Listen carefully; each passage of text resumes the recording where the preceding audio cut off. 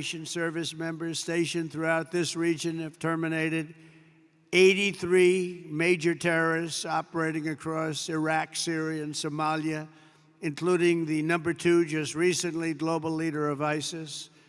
And I knocked out ISIS, as you know, in my term. They said it was going to take 4 years. I said, why 4 years? That's a long time. And then I met a General Raisin Kane. He's now the head of the Joint Chiefs of Staff, right? And he was great. He said, we can do it in 3 weeks, sir.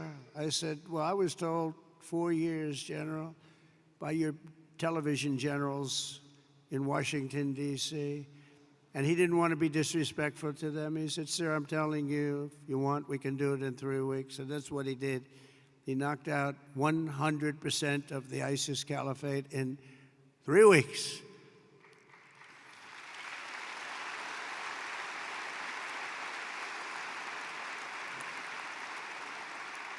Should I tell you a little long, boring story about that? Yes? Okay, some of you have heard it because it's sort of a cool story, but I was wondering why we couldn't defeat, ISIS. We have this great military, all these great jets that we have, new all over the place, the best in the world, the fastest, the best.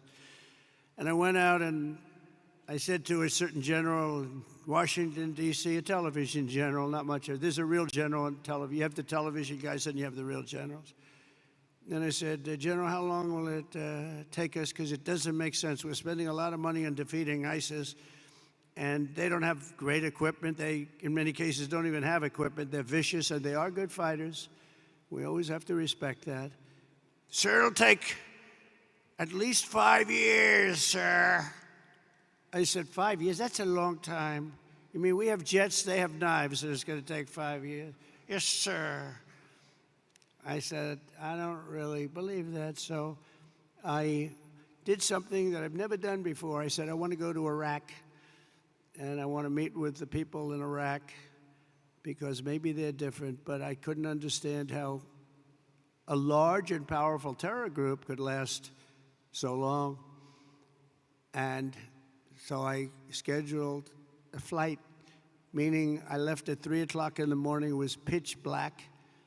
We left very, very under guard. We traveled through Washington, D.C. There was nobody around. Got to the hangar at about 3:15. Air Force One was waiting for us. Pilots, best-looking human beings I've ever seen, even better looking than Tom Cruise, and he's a friend of mine, okay? These guys were central casting, and they could also fly. And we headed out about 3:30 in the morning, pitch black. We headed for Iraq, and nobody knew I was going, nobody. And we're flying, and we're starting to get close.